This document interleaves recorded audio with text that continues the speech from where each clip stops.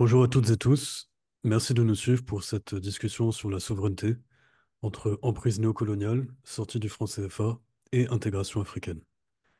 Je serai votre modérateur aujourd'hui. Je me présente, je m'appelle Florian Bobin, je suis étudiant-chercheur en histoire à l'Université Cheikh Anta Diop de Dakar et auteur d'une biographie à paraître sur le philosophe révolutionnaire Omar Blondin Diop. Je remercie le FRAPP pour cette opportunité d'échanger.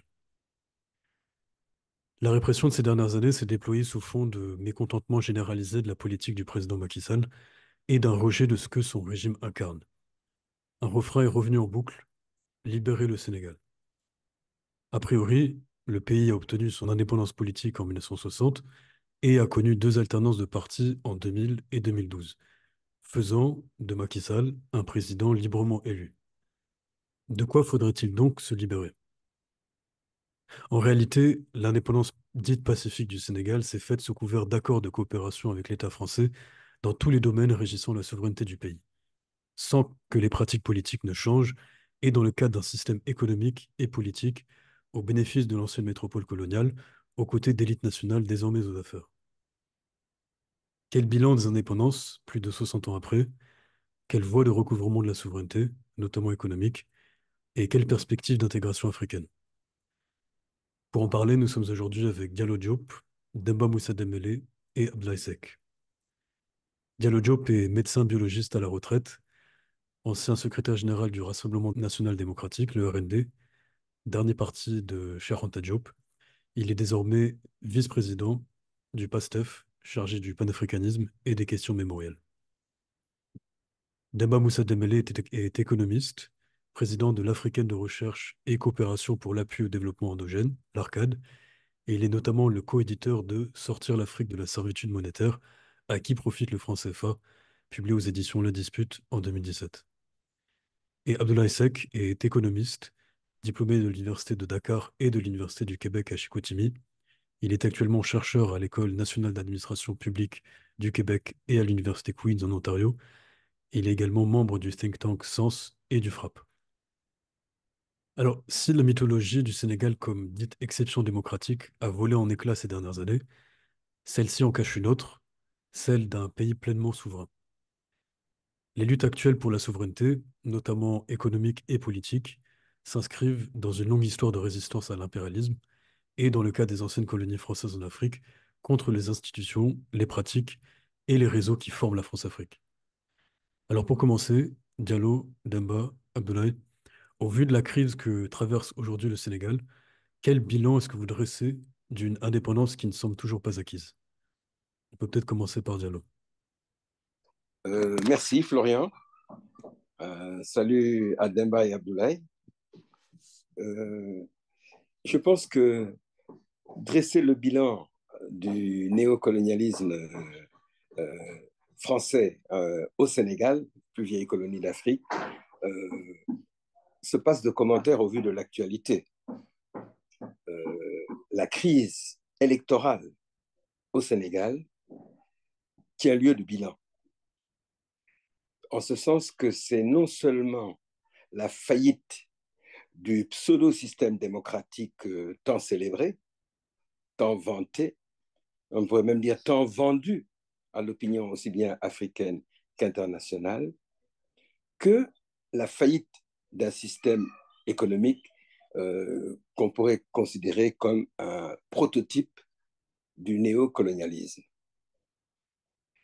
Il y a enfin la dimension culturelle de cette faillite, dans la mesure où l'une des causes, en fait, j'allais dire l'un des résultats, l'une des causes de la montée de cette volonté de rupture avec l'occupation française, qu'elle soit directe ou indirecte, c'est dans le domaine culturel qu'elle est la plus saillante et la plus flagrante et la plus profonde. En ce sens que, aujourd'hui, le débat politique national, au sens de l'ensemble des populations du pays, est un débat qui se tient essentiellement en langue nationale et non plus en français. Alors que les querelles politiciennes des décennies écoulées, des décennies de néocolonialisme triomphant, était un débat entre francophones, dans lequel même les arabophones, qui sont une portion minoritaire de l'élite dirigeante, ne sont pas vraiment dans le jeu, sauf dans leur frange confessionnelle, islamique. Donc, c'est un bilan de faillite globale, multidimensionnel, mais déclinant, c'est-à-dire la faillite est devenue si manifeste qu'il est difficile de la sous-estimer dans son ampleur, au point que j'entends de plus en plus dire autour de moi qu'il ne s'agit pas d'une élection, mais en fait d'un référendum, mais de plus en plus le terme révolution est sur toutes les lèvres. Alors bien évidemment, le succès ou l'échec d'une révolution dépendra surtout des suites de cette élection si, comme l'immense majorité des observateurs et de nos concitoyens semblent l'apprécier, se soldera par la faillite du système électoral néocolonial. Pour faire suite à ce constat d'échec qui se lie par l'actualité, Demba, comment est-ce que tu conçois le bilan de ces 60 années d'indépendance au vu de l'actualité? D'abord, merci beaucoup pour cette invitation. Salut mon frère Diallo qui vient juste de parler. Salut Pape, Florian et tous ceux et toutes celles qui suivent votre programme. Alors moi, je m'attarderai juste sur le bilan économique. Vous avez tout à l'heure dans votre introduction parlé du franc CFA. Je crois que c'est un des éléments emblématiques de la faillite non seulement du Sénégal, mais également d'autres pays qui partagent cette monnaie. Mais par-delà ces pays, c'est en fait le problème de l'indépendance économique de l'Afrique. On a eu l'indépendance politique avec, bien sûr, des limites que mon frère Pape vient de souligner, mais c'est l'indépendance économique qui, jusqu'à aujourd'hui, est un des problèmes majeurs de toute l'Afrique, en fait, de la grande majorité des pays africains. Et sans cette indépendance économique, évidemment, l'indépendance politique n'a pas tellement de sens comme on l'a vu. Et c'est pourquoi, pour ce qui concerne le Sénégal, nous avons une économie extravertie qui est liée à l'économie de la métropole jusqu'au moment où nous parlons. Et même s'il y a eu un peu un desserrement des liens entre l'économie de la métropole et l'économie sénégalaise, mais c'est une économie qui est dominée essentiellement par des entreprises étrangères. Et ce que moi, le bilan que je fais, c'est d'abord l'héritage néocolonial sur le plan économique, la faillite du modèle néocolonial à la fin des années 70, au début des années 80, ce qui a ouvert la porte à l'intervention de la Banque mondiale et du FMI, qui ont introduit un modèle anglo-saxon qui a accentué l'état du modèle néocolonial. De sorte qu'aujourd'hui, le Sénégal, après plus de 60 ans d'indépendance, est toujours à la recherche d'une voie lui permettant de définir lui-même ses propres politiques, d'avoir un contrôle sur ses propres ressources et de mettre en œuvre de façon autonome ses propres politiques dans l'intérêt de son peuple. Et je pense que l'élection, notre souhait, c'est qu'elle marque cette rupture pour nous débarrasser de ce système et poser les jalons d'une nouvelle aventure contrôlée par le peuple sénégalais. Une aventure qui sera ancrée dans le panafricanisme, dans la souveraineté. Merci pour ces mots d'introduction. On va revenir sur tous ces points-là, sur la question plus spécifique du franc CFA, en quoi elle constitue un frein, et en fait elle prend en otage les peuples africains, sur la question du panafricanisme. Avant de décliner ces questions, Abdoulaye, j'aimerais te poser la même question. Toi qui t'engages aujourd'hui, qui n'a pas connu les indépendances, quel bilan est-ce que tu dresses, en tout cas des retombées des indépendances aujourd'hui dans les années 2020? Oui, merci beaucoup Florian pour cette invitation. Et je remercie aussi, je commence par remercier les deux doyens, donc le doyen Diallo Diop et le doyen Demo Moussa Dembélé. Donc ça me fait un plaisir de les retrouver, hein, parce que c'est clair que lorsque j'étais étudiant à la faculté des sciences économiques et de gestion à l'université de Dakar, donc je passais souvent au samedi de l'économie. Et d'ailleurs, c'est le moment aussi de rendre un vibrant hommage à tous ces doyens qui ont eu cette idée de mettre en place les SEM de l'économie. Parce qu'en quelque sorte, les SEM de l'économie aussi ont libéralisé les pensées. Les SEM de l'économie ont participé aussi à l'éducation populaire de masse. Donc, ils ont su véritablement démasquer des sujets jadis considérés comme tabous ou bien très techniques, réservés spécifiquement aux spécialistes. Donc, je pense que les SEM de l'économie participent aussi dans ce sens-là, donc dans l'éveil de conscience et tout. Donc, c'est le moment de les remercier. Et pour nous autres, la jeunesse africaine, donc c'est le moment à chaque fois de rappeler que la lutte n'a pas commencé avec nous. C'est très important. Donc, la lutte pour l'indépendance et l'autodétermination donc n'a pas commencé en 2017, ni en 2021, ni en 2024. Donc, la lutte a toujours été d'actualité. D'accord? Comme le disaient mes doyens de la gauche, là, du PAI, la lutte a toujours été d'actualité. C'est très important. Donc, pour revenir à ta question, Florian, moi, je pense que je vais juste me limiter sur la dimension économique vu que je suis un économiste. Parce que je pense que le doyen Diallo Diop et le doyen véritablement Demba sont revenus sur les aspects économiques, culturels et tout. Mais moi, je vais me focaliser sur la dimension économique parce que c'est ce que je maîtrise le mieux. Et d'ailleurs, le meilleur bilan, moi, je pense que le président Macky Sall même nous a donné un cadeau. Parce que lui-même, il a fait son propre bilan de l'impérialisme et du néocolonialisme. Parce que si les gens peuvent télécharger le dernier document pluriannuel du Sénégal 2024-2026, qui a été publié au mois d'octobre 2023, donc un mois avant le début du dernier marathon budgétaire. C'était un document obligatoire à donner aux députés. Donc, à la page 82, le gouvernement du Sénégal même affirme que le Sénégal a une dépendance vis-à-vis de l'extérieur. C'est une réalité pour eux. Donc, la dépendance économique est une réalité au sein du département des finances au Sénégal. Donc, ça, déjà, ça répond à ta question pour montrer qu'effectivement, donc, ce que nous pouvons retenir de notre compagnonnage avec la France et les autres structures impérialistes, c'est que nous n'avons pas su nous détacher de ce jeu impérialiste et colonial. Donc, la dépendance surtout économique est rare, avec plusieurs déclinaisons. C'est clair qu'actuellement au Sénégal, ce qui fait l'actualité, c'est le franc CFA. Et nous nous réjouissons véritablement de l'émergence de ce débat-là. C'est très important. Donc, la monnaie n'est pas simplement économique. Nous allons y revenir. La monnaie est éminemment politique. Et ça aussi, c'est le moment aussi de féliciter tous les mouvements panafricanistes qui se battent depuis longtemps pour que les sujets qui gravitent autour de l'impérialisme, autour de la souveraineté, soient pris à bras le corps par les hommes politiques. Donc, c'est très important. Et nous savons qu'il y en a qui ont perdu la vie en voulant défendre ces idéaux-là. Donc, nous pensons véritablement à Sylvanus Olympio, nous pensons simplement, moi, en tant qu'économiste, mais pensez-vous à Joseph Pouemi et consorts. Donc, tous ces gens-là se sont battus pour que véritablement ce débat existe.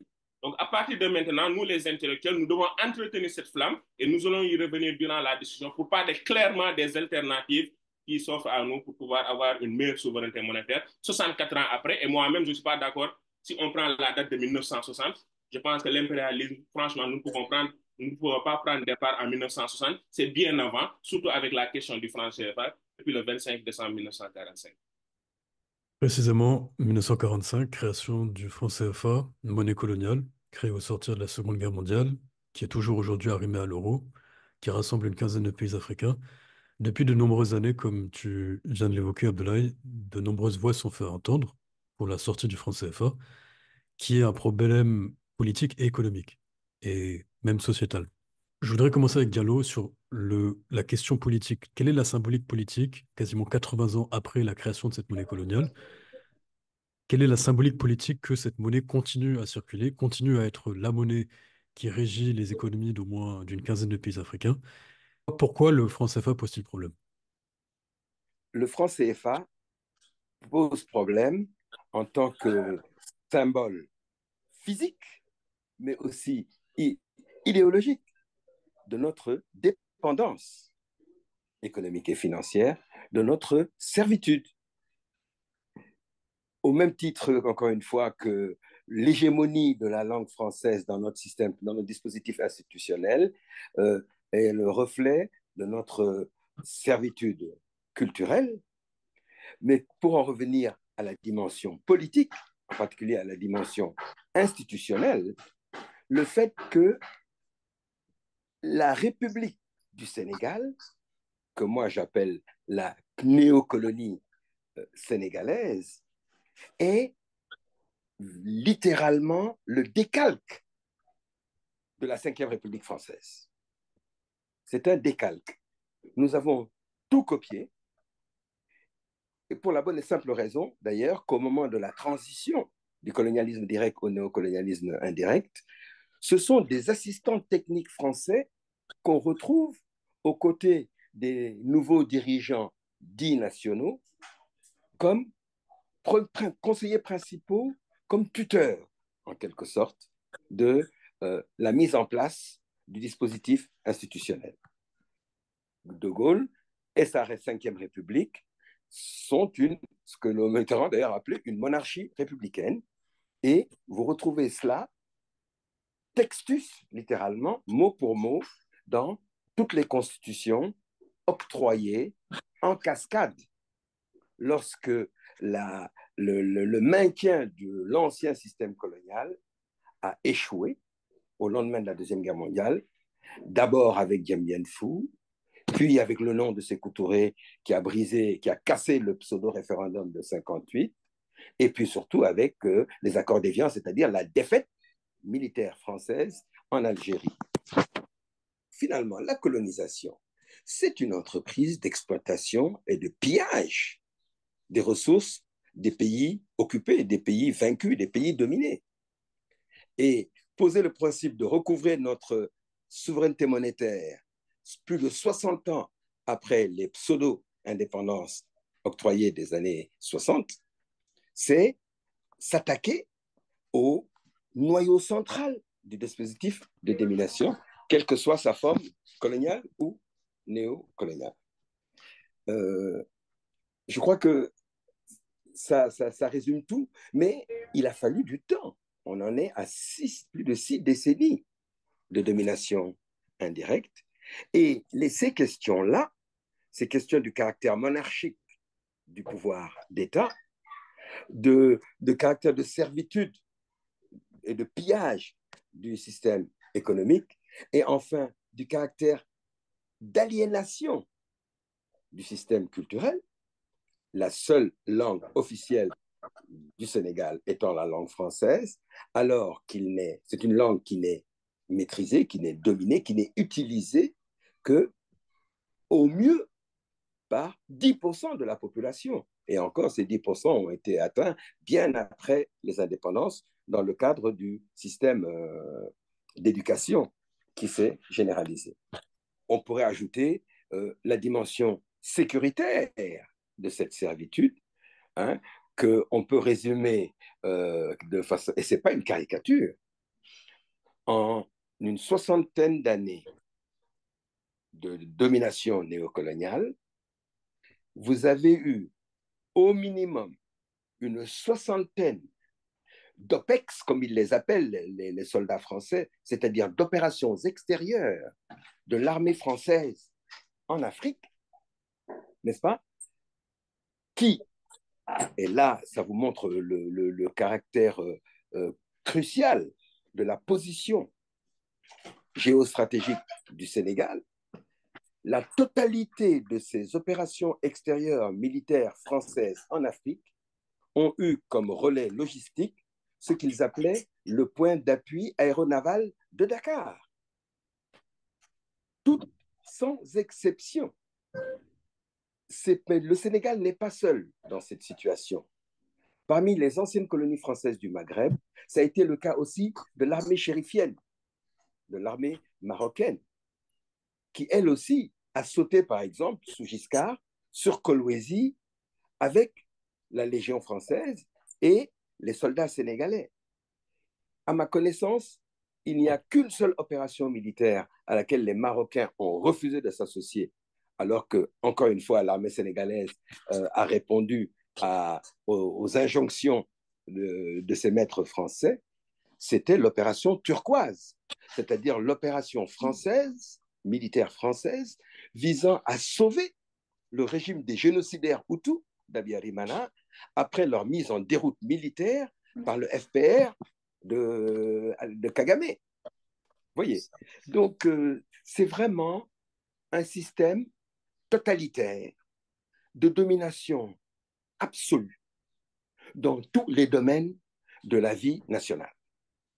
Et d'où le caractère symbolique de la révolution en cours au Sénégal et sur laquelle les regards de tout le continent sont braqués à l'heure actuelle, parce qu'ils se disent que si ce bastion de la domination française, ce pays clé, mais qu'on a présenté longtemps comme un pays phare, alors que c'était plutôt la honte du continent, hein, regardez le rôle des tirailleurs sénégalais dans les différentes guerres coloniales françaises, ce rôle crucial de la position géostratégique du Sénégal dans le dispositif français, s'il venait à tomber, puis à mourir de sa belle mort, les Français sont les premiers, l'establishment français est le mieux placé pour savoir que ce sera le signal de la fin d'une époque.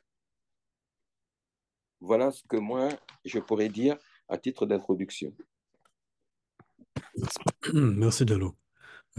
Pour faire suite à ce qu'a dressé Diallo comme servitude politique, économique, militaire, culturelle, je te pose la question, Demba, tu as coordonné un ouvrage intitulé Sortir l'Afrique de la servitude monétaire, à qui profite le franc CFA? Je te pose donc la question, en quoi le franc CFA entrave-t-il la souveraineté économique du Sénégal et de tous les pays qui font partie de la zone franc? Et en fin de compte, à qui profite le franc CFA?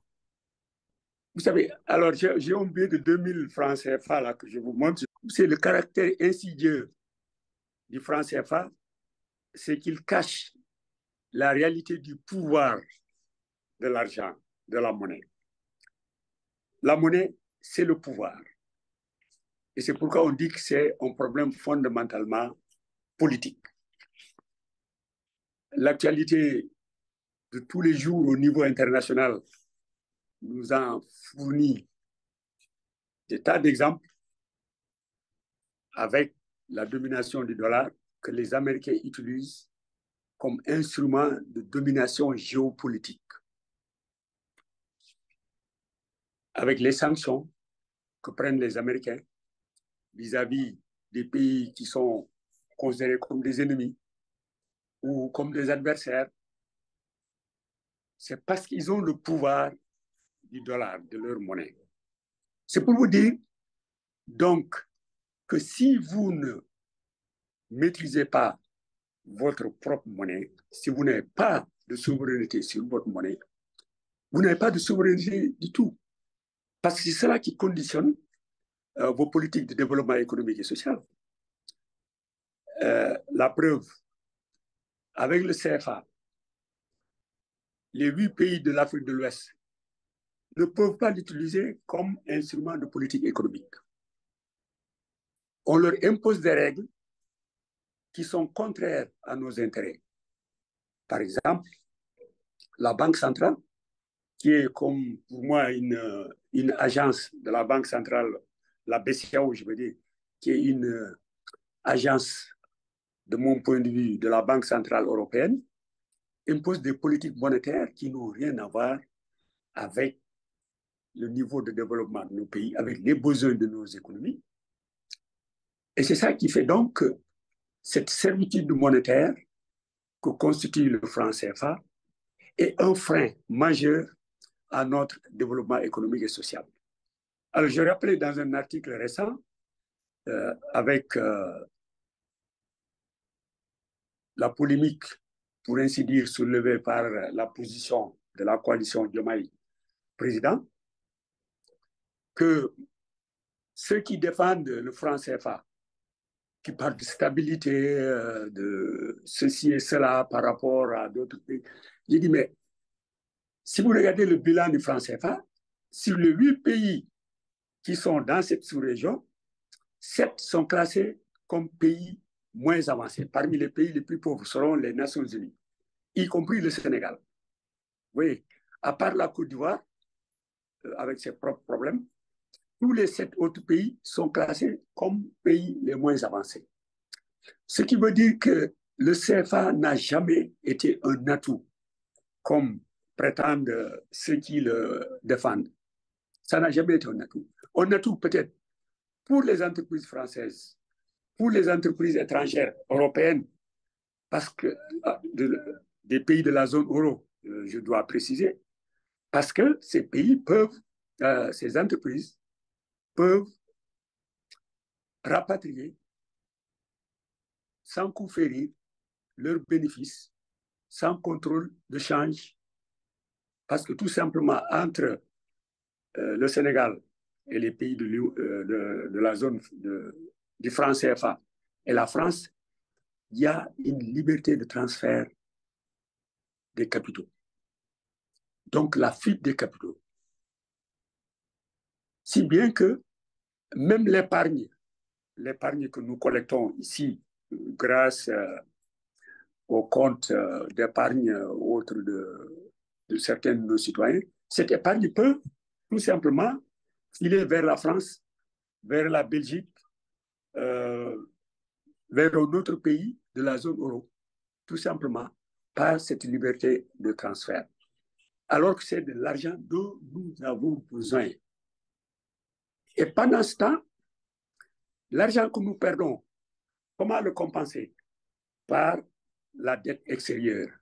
Par la dette extérieure.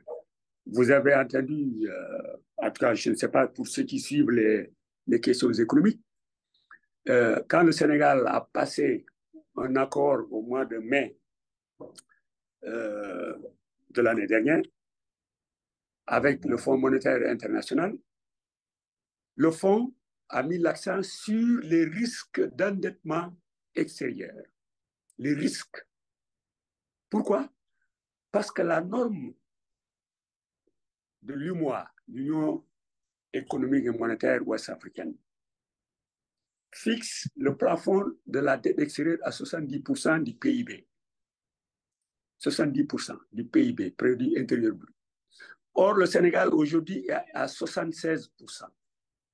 Donc, le Sénégal a dépassé ce plafond et il continue à s'endetter parce que tout simplement, son épargne fout le camp, vous m'excusez du terme, à cause de cette liberté de transfert entre le Sénégal et la France. Et c'est ça l'un des inconvénients du franc CFA. Tout à l'heure, Sec a fait allusion à Pouémy, Feu Pouémy, paix à son âme, le grand économiste camerounais, qui était l'un des premiers à dénoncer la servitude que constitue le franc CFA. Et il disait que le franc CFA, c'est la monnaie de la France. Ce n'est pas une monnaie africaine. Et il avait parfaitement raison. La preuve, en 1994, quand il y a eu la dévaluation, pensez-vous qu'on avait consulté les dirigeants africains? Non, non. La décision a été prise à Paris, par le gouvernement français, avec l'aide du Fonds monétaire international, présidé à l'époque par un citoyen français, Michel Canduci. Et on a envoyé le ministre des colonies, parce que c'est le ministre de la coopération, moi je l'appelle le ministre des colonies, à Dakar. Le ministre des colonies, ce n'est pas le premier ministre, ce n'est pas le ministre des Finances, encore moins le président de la République, mais le ministre des colonies, ou des anciennes colonies si vous voulez. On l'a envoyé à Dakar pour réunir 14 présidents, chefs d'État ou chefs de gouvernement, dans un hôtel, ici, à Dakar, pour les informer. Les informer, pas pour leur demander leur avis sur la dévaluation, pour les informer. Voilà le signe de servitude. Et bien sûr, il paraît qu'Abdou Diouf avait pleuré, mais on lui a donné un mouchoir pour qu'il s'essuie les yeux. Mais le problème est là. Est-ce que ça a changé? Non. La servitude est toujours là. Au lieu d'apprendre cette leçon humiliante de 1994, non, on continue Et c'est ça qui fait que l'espoir que nous plaçons dans cette élection, c'est qu'on rompe avec ce paradigme et que le Sénégal prenne le chemin du renouveau, le chemin de la reconstruction. Parce que pour moi, il faut reconstruire ce pays, non seulement dans les têtes, mais surtout sur le plan économique, en étant maître de notre destin, en ayant la souveraineté sur nos ressources, surtout qu'on parle beaucoup ces temps-ci de ressources pétrolières, gazières, etc. Ce qui soulève l'appétit de tout le monde, y compris et surtout de la part de l'Union européenne, qui veut se passer du gaz russe pour mettre la main sur le gaz africain et sénégalais, entre autres. Donc, tant que nous restons dans ce système, nous ne pourrons jamais nous développer. Et c'est pourquoi dans le livre, Florian, que tu as cité, nous avons mis l'accent sur ce goulot d'étranglement. Parce que c'est ça, c'est le mot. C'est le goulot d'étranglement que constitue le franc CFA, qui permet à la France de contrôler notre destin, de contrôler nos économies et d'utiliser son influence sur le plan géopolitique. Voilà. Merci. Merci, Dama. J'aimerais maintenant te poser la question, Abdoulaye, toi qui as été un témoin et un acteur des dernières années de lutte contre le franc CFA de la nouvelle génération, après plusieurs autres générations qui t'ont précédé, avec aussi ton point de vue d'économiste, en quoi le franc CFA constitue-t-il une entrave à la souveraineté du Sénégal et des pays africains qui font partie de la zone franc? Oui, merci beaucoup, Florian. Je pense que le meilleur baromètre est d'ailleurs d'actualité parce qu'il y a le dernier rapport 2023-2024 du Programme des Nations Unies pour le développement, le PNUD. Donc, le PNUD, c'est l'institution de l'Organisation des Nations Unies qui est chargée de classer les pays, 193 pays, suivant leur degré de développement. Donc, le rapport vient d'être publié. D'ailleurs, la version française n'est pas encore disponible. Nous avons seulement la version anglaise. Mais tenez-vous bien, parmi les 8 pays de l'UEMOA, ou bien de l'UMOA, parce que quand on parle du franc CFA, on préfère parler de l'UMOA. Parmi les 8 pays de l'UMOA, aucun pays n'est sorti du cercle des pays à niveau de développement faible. Aucun, parmi les 8. Parce que le rapport classe les pays suivant 4 catégorisations. Les pays à niveau de développement faible, les pays à niveau de développement moyen, les pays à niveau de développement élevé, et enfin les pays à niveau de développement très élevé. Mais tenez-vous bien, parmi les 8 pays de l'UMOA, aucun pays ne fait partie des pays à niveau de développement moyen. Le meilleur classement a été obtenu par le Togo, qui est logé à la 163e place. La Côte d'Ivoire est à la 166e place. Le Sénégal est à la 169e place. Donc ça, c'est le premier baromètre. Parce que déjà, quand on parle de développement dans le monde, le consensus entre les 193 pays, c'est que nous mesurons le développement à travers l'indice de développement humain, l'IDH. L'IDH, c'est un indicateur composite qui regroupe la scolarisation, le revenu national brut par habitant et enfin l'espérance de vie à la naissance. Donc, si nous nous focalisons sur ces indicateurs composites-là, nous voyons qu'aucun pays du franc CFA ne fait partie des pays à niveau de développement moyen jusqu'à espérer élevé ou très élevé. Donc ça, c'est le premier bilan déjà du franc CFA. Et Dieu seul sait que si nous voyons les derniers rapports du Programme des Nations Unies pour le développement, nous voyons effectivement que les pays de la zone franc stagnent. Ça, c'est le premier constat. Maintenant, nous ne disons pas que le franc CFA est la seule explication justement de ce retard. Donc, nous sommes objectifs, mais le franc CFA joue un rôle important dans ces situations-là. La deuxième chose, c'est qu'il nous faut aussi déconstruire certains discours. Donc, il y a un certain discours entretenu par une certaine classe politique, intellectuelle au Sénégal et aussi dans la zone franc, pour faire gober aux populations que le franc CFA est une très bonne monnaie. Mais bon, mettons les choses, mettons les points sur les i. Déjà, le franc CFA est régi sur 4 grands principes. D'accord? Donc, il y a le principe déjà de la centralisation des réserves, donc des 8 pays qui constituent le franc CFA en Afrique de l'Ouest. Donc, avant la réforme de 2019, il fallait aussi prendre 50% pour le déposer au niveau du Trésor public français, ce qui a été carrément fermé en 2021 et transféré à la BCAO. Il y a le principe aussi du libre circulation des capitaux. D'accord? Donc ça aussi, c'est de la libre circulation des capitaux du moins. Il y a aussi le principe de la garantie de convertibilité illimitée du franc CFA. Il y a aussi le principe véritablement de la parité fixe. Maintenant, revenons sur ces différents points. Déjà, j'évoque un économiste qui s'appelle Robert Mundell pour montrer que le système franc ne peut pas rimer avec une souveraineté monétaire. Robert Mundell, c'était un économiste canadien qui a développé la théorie du triangle des incompatibilités, de l'incompatibilité, triangle de l'incompatibilité de Mundell. Donc, que voulait dire par là Mundell? Mundell disait, par exemple, qu'il est impossible pour un État d'atteindre simultanément les objectifs de libre circulation des capitaux, de parité fixe et de souveraineté monétaire. C'est impossible. Déjà, nous voyons que, par exemple, les deux premiers points font partie des principes du franc CFA, la libre circulation des capitaux, la parité fixe. Donc, nous, déjà, nous avons ces deux points. Donc, tout naturellement, le troisième point, nous ne pouvons pas l'avoir conformément à la théorie de l'incompatibilité. Donc, tout naturellement, donc nous n'avons pas une souveraineté monétaire. Et ça prend même depuis la deuxième année à la faculté des sciences économiques et de la gestion. Les professeurs le disent carrément. Donc, un pays qui opte pour un régime de change fixe, ce pays a renoncé à sa souveraineté monétaire. Ça, c'est un premier fait. Le deuxième fait est que déjà, la garantie française, il faut déconstruire ce fait aussi, la garantie française. Tantôt, le doyen Dembélé a rappelé la dévaluation de 1994. Mais que s'était-il passé en 1994, justement? Donc, 1994 montre que la garantie française n'existe plus. Parce qu'en 1994, justement, il fallait activer cette garantie française. Mais la France a préféré activer le levier de la dévaluation. Parce que la garantie française, suivant l'accord de coopération monétaire que nous avons signé avec la France, la garantie française intervient dans le cas où nos réserves de change, mesurées par le taux de couverture de l'émission monétaire, sont inférieures à 20% pendant 3 mois consécutifs. Si le taux de couverture monétaire, le taux de couverture de l'émission monétaire de la zone est inférieur à 20% pendant 3 mois consécutifs, là, naturellement, la France intervient en tant que prêteur en dernier ressort. Déjà, il faut savoir que la garantie, ce n'est pas de l'argent qu'on te donne gratuitement.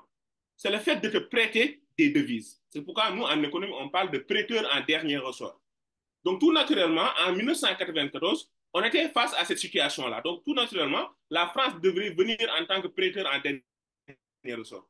Mais ils n'ont pas voulu mettre des devises dans l'espace monétaire. Ils ont préféré passer par le Fonds monétaire international pour pouvoir légitimer la dévaluation. Et techniquement, aujourd'hui, en 2024, pour vous montrer que cette garantie même n'existe plus parce que c'est l'économie ouest-africaine qui gère sa propre monnaie. Par exemple, ce taux-là, le ratio de taux de couverture de l'émission monétaire, là, actuellement, nous avons fait une étude qui montre que de 2007 jusqu'à 2020, donc en 13 ans, nous avons fait une étude de 13 ans, nous voyons que, par exemple, le taux de couverture de l'émission moyen, donc le plancher, c'était 20% suivant les statuts. Si vous vous rappelez de mon développement, c'était 20% le plancher. Mais actuellement, de 2007 à 2020, le taux moyen est de 93%.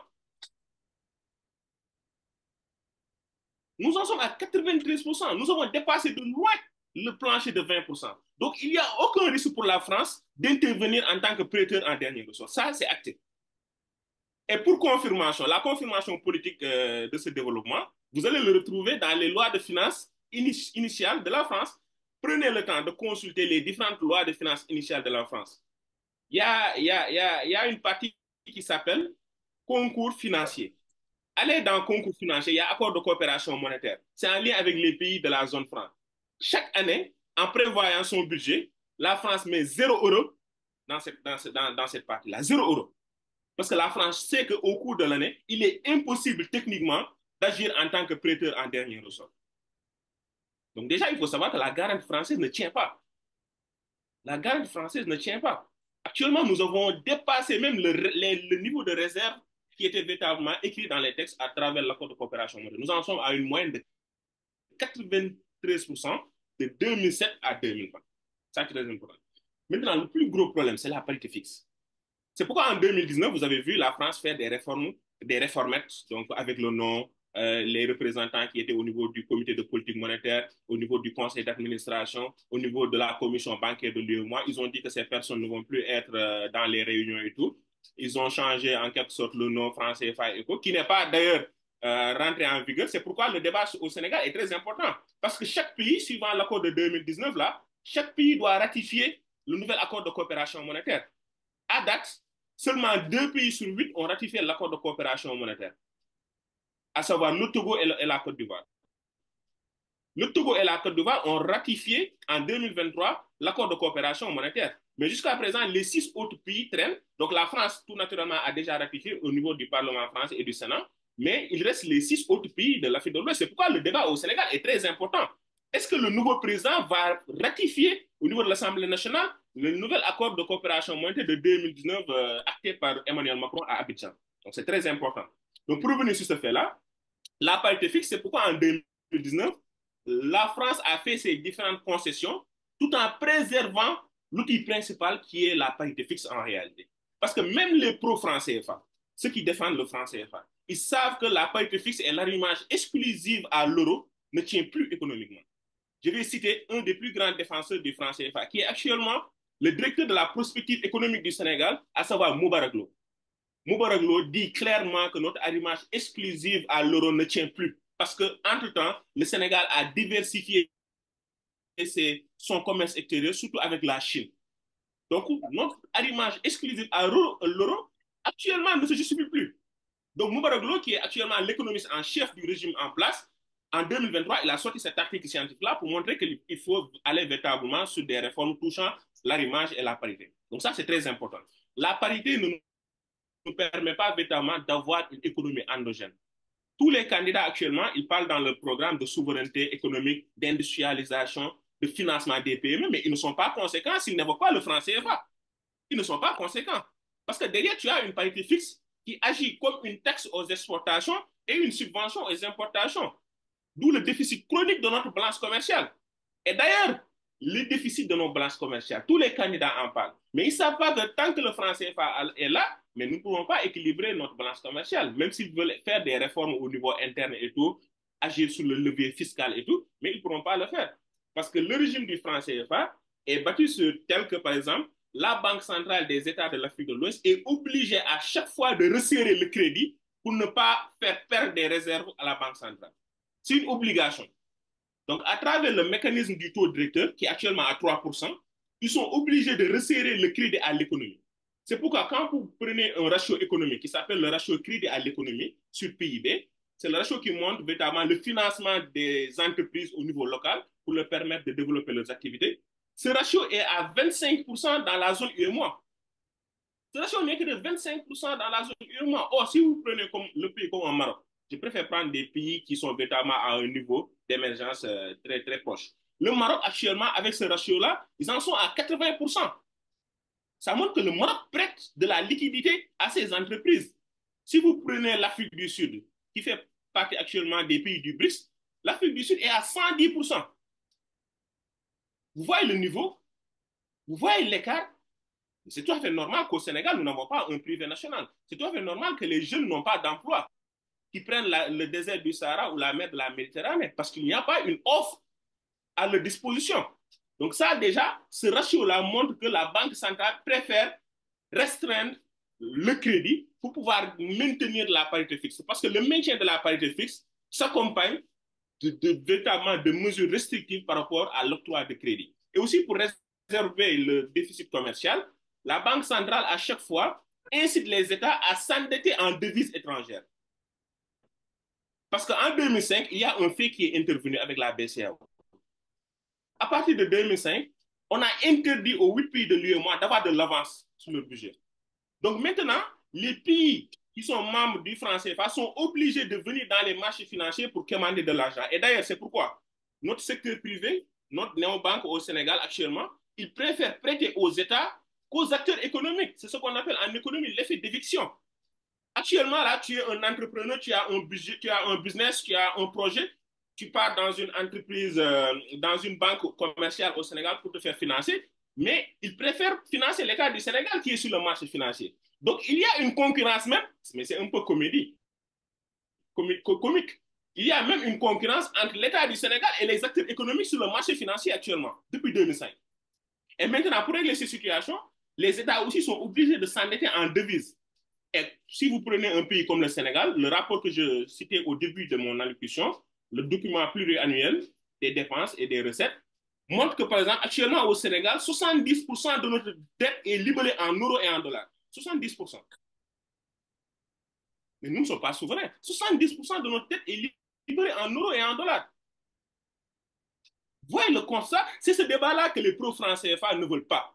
Ils ne veulent pas les débats techniques et économiques sur le sujet pour montrer qu'en réalité, le système ne tient plus et est à l'agonie. Ce que j'avais su de Cheikh Anta Diop, ce que j'ai lu de Cheikh Anta Diop, c'est que Cheikh Anta Diop n'a jamais privilégié l'option d'une monnaie unique sur le fédéralisme budgétaire et un gouvernement politique. Cheikh Anta a toujours dit qu'il faut privilégier un fédéralisme budgétaire et un gouvernement politique. Donc nous, moi personnellement, c'est clair que je suis un panafricaniste convaincu, mais mon panafricanisme ne sera pas un panafricanisme à 50%, c'est un panafricanisme à 100%. Le panafricanisme à 100%, c'est que oui à la monnaie unique, mais à condition que nous ayons un fédéralisme budgétaire et un gouvernement politique. Sans le fédéralisme budgétaire et le gouvernement politique, mais faisons des sorties nationales solidaires. Chez André Diop, vous voyez par exemple en Afrique, actuellement, nous avons 54 États. Sur les 54 États, seuls les 14 pays de la zone franc n'ont pas leur propre monnaie. Les 40 autres États de l'Afrique ont leur propre monnaie. Il faut déconstruire ce débat-là. Sur 54 pays actuellement en Afrique, les 40 pays ont leur propre monnaie. Les 14 qui n'ont pas leur propre monnaie, ce sont les 8 pays de l'Afrique de l'Ouest avec le franc CFA et les 6 pays de la CEMAC au niveau de l'Afrique centrale. C'est ça le débat. Et quand on parle des zones monétaires, donc l'union monétaire dans le monde, il n'y a que 3 zones monétaires dans le monde. La zone franc, les Caraïbes et la zone euro. À part ces 3 zones-là qui représentent 7% de la population mondiale, 93% de la population mondiale agit dans la géopolitique avec leur propre monnaie, avec leurs propres objectifs. Donc nous sommes, oui, des panafricains, le doyen Diallo va y revenir avec la vision de Cheikh Anta, mais il ne faut pas précipiter les choses. Et d'ailleurs, je vais terminer par là, c'est ce qui a induit les différents échecs de la mise en place de la monnaie CEDEAO. Cette monnaie, pensée en 1983 à Conakry. Depuis 1983, nous ne parvenons pas à lancer la monnaie unique. Mais c'est quoi les explications? Mais ils ont préféré mettre derrière les conclusions de Cheikh Anta Diop. Et Cheikh Anta Diop aura toujours raison. Depuis 1983, toute échéance est reportée. Toute échéance est reportée. En 2019, par exemple, l'échéance de 2019, c'est clair qu'il n'y a qu'un seul pays qui avait respecté tous les critères de convergence de premier rang et de second rang. Ce qu'on appelle les critères de premier rang et de second rang. C'est simplement le Togo. En 2019, par exemple, c'était une échéance pour mettre en place l'éco, mais seul le Togo avait rempli tous les critères de convergence. Nous sommes venus en 2020, il y a eu la pandémie, ils ont décidé de reporter cela jusqu'en 2027. Donc c'est clair que nous sommes des panafricanistes, mais il faut aussi être scientifique dans le panafricanisme, c'est très important et objectif. Donc moi, avant de revenir par la suite sur les alternatives et aussi sur la proposition peut-être de la coalition Diomaye président, sur sa faisabilité et tout, moi je voulais dresser ce bilan-là et montrer aussi de dernières statistiques, hein, parce que ces statistiques me parviennent de 2 grands économistes sénégalais qui sont actuellement aux États-Unis, donc Abdoulaye Cissé et Souleymane Gueye, qui viennent là en mars 2024 de sortir dans les bases de données scientifiques une étude sur les dangers du franc CFA. Ils montrent, par exemple, je vous lis juste les statistiques. Par exemple, si nous prenons le ratio qui s'appelle, l'indicateur qui s'appelle le revenu national brut par habitant, donc la prospérité, la richesse par habitant dans la zone UEMOA. Donc, ils ont fait des comparaisons avec des zones ou des pays qui sont actuellement émergents. Tenez-vous bien, en dollars, parité pouvoir d'achat. Si nous prenons les États arabes, ils en sont à un revenu national par habitant de 13 501 dollars. Si nous prenons les pays de l'Asie de l'Est et du Pacifique, ils en sont à 15 580 dollars par habitant. Si nous prenons les pays de l'Amérique latine et Caraïbes, ils en sont à 14 521 dollars. Si nous prenons les pays de l'Asie du Sud, ils en sont à 6 481 dollars par habitant. Si nous prenons l'Afrique subsaharienne compose de 15 580 dollars par habitant. Mais si nous prenons la zone franc UEMOA, nous en sommes à 8 692 dollars. Les statistiques du franc CFA sont là. C'est ce débat qui est caché. Le franc CFA, il parle de stabilité, de l'inflation. Ça, c'est correct. L'inflation, donc nous, les études que nous avons fait, donc ils ont maintenu un niveau d'inflation durant 10 ans à 1,5, inférieur à 2%. Mais l'inflation à quel prix?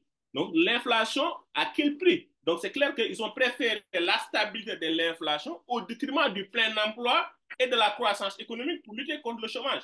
Donc, c'est ça véritablement que je voulais partager avec la population, avec véritablement les Sénégalais et les pays membres de l'UEMOA, parce que nous sommes suivis aussi par les pays membres de l'UEMOA. Donc, peut-être avec le temps, nous allons revenir justement concrètement sur le cas du Sénégal, parce que demain sera l'élection présidentielle. Merci Abdoulaye pour ce bilan très exhaustif du franc CFA comme entrave à la souveraineté. Se pose désormais la question de l'alternative ou des alternatives, les voies de sortie.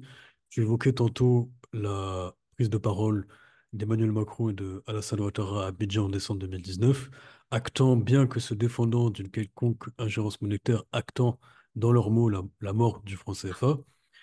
Il était alors question de l'écho, qui porte le nom d'un projet de monnaie unique dont tu as brossé le portrait, qui était déjà en cours d'élaboration au sein de la CEDEAO. Dans le cadre de la campagne présidentielle au Sénégal, le candidat Bassirou Diomaye Faye a pour sa part évoqué l'idée, à terme, d'une éventuelle monnaie nationale.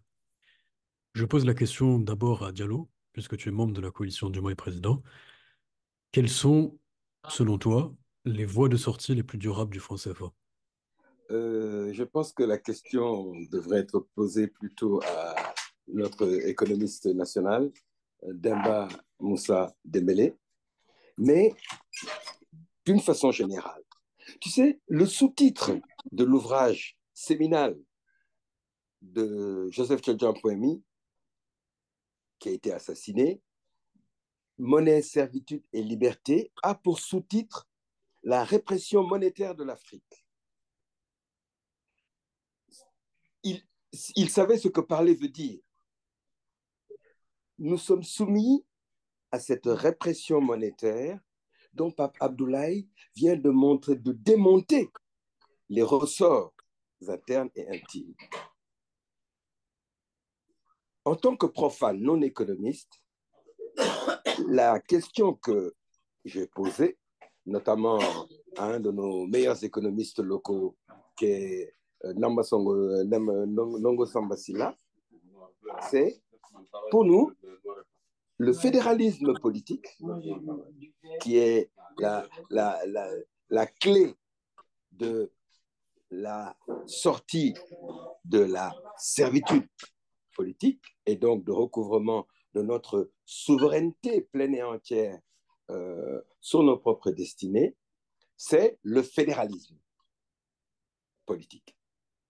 Eh bien, pour moi, encore une fois profane, mais par un simple syllogisme, la clé de notre souveraineté économique passe nécessairement par un fédéralisme monétaire.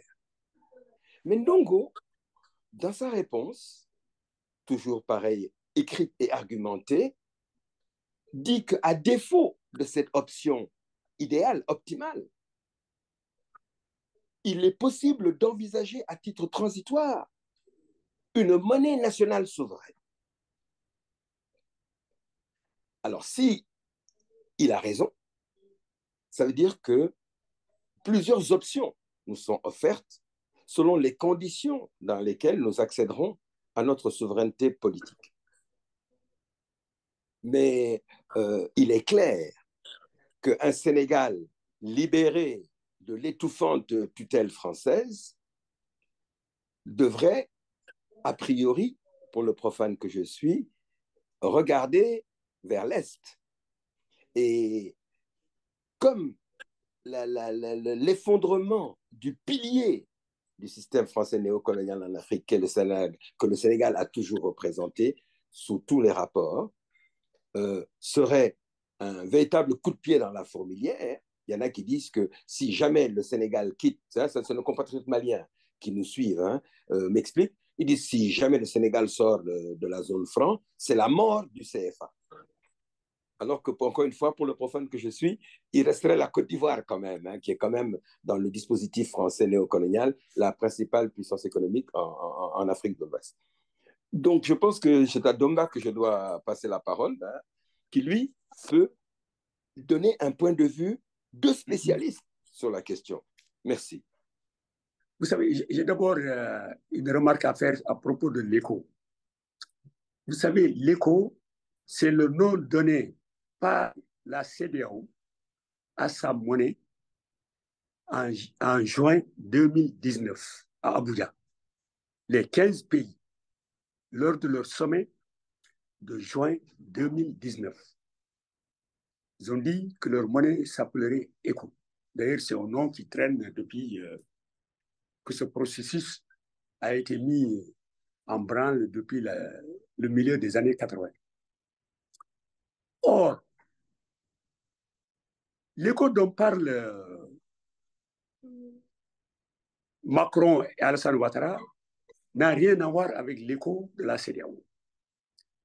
Parce que, après la décision de la CEDEAO de juin 2019, Alassane Ouattara est allé à Paris rassurer Macron et les milieux d'affaires français pour leur dire, ne vous en faites pas, nous qui utilisons le franc CFA, nous n'allons pas sortir tout de suite. Et donc, pour torpiller le projet de la CEDEAO, Alassane Ouattara et Macron dit, oui, on va commencer par les pays de l'UMOA. Ils vont anticiper l'écho de la CEDEAO, donc ils vont avoir comme nom, non plus le CFA, mais ECO, pour brouiller les cartes, les pistes. Et le Nigeria, plus le Ghana, plus la Guinée, ce qui formait la zone non CFA, avait sorti une déclaration pour fustiger cette décision de Ouattara et de Macron, pour dire que l'ECO, c'est le nom de la monnaie de la CEDEAO. Ce n'est pas un nouveau nom pour le franc CFA. Et nous, nous avons dénoncé cela d'ailleurs. On a eu un grand colloque à Lomé en 2021 et on a dit il y a l'ECO CEDEAO et l'ECO Ouattara-Macron. L'ECO Ouattara-Macron, c'est juste contre la continuation de la servitude monétaire sous un nouveau nom. Parce que le CFA est devenu un nom trop chargé à cause de la contestation, à cause des rejets massifs par les populations africaines, par les intellectuels, par les politiques. Donc, ils ont dit, on va oublier le nom CFA avec quelques autres réformes, d'ailleurs, rappelées par Abdoulaye Seck, à savoir le départ des représentants de la France au niveau des instances de la BCEAO. Mais ça ne change pas, parce que même le départ de ces représentants de la France serait remplacé par des experts internationaux, entre guillemets, qui seraient choisis avec l'accord de la Banque de France. Ce qui veut dire que, qu'ils soient français, belges ou même africains, ça ne change pas. Ce sera toujours la servitude monétaire parce que ces représentants vont parler en fonction des intérêts de la France et des pays étrangers, pas en fonction de l'Afrique. Donc ça, c'était la remarque que je voulais faire par rapport à l'ECO. L'ECO que veulent mettre en place Ouattara et Macron n'a rien à voir avec l'ECO de la CEDEAO. C'est pour torpiller le projet de la CEDEAO. Voilà. Maintenant, la question, quelle sortie? Il y a deux pistes possibles. La piste sous-régionale et la piste nationale. Il y a eu un débat. On a eu beaucoup de débats là-dessus. Quelle est la meilleure solution compte tenu de l'histoire du franc CFA depuis sa création jusqu'à maintenant?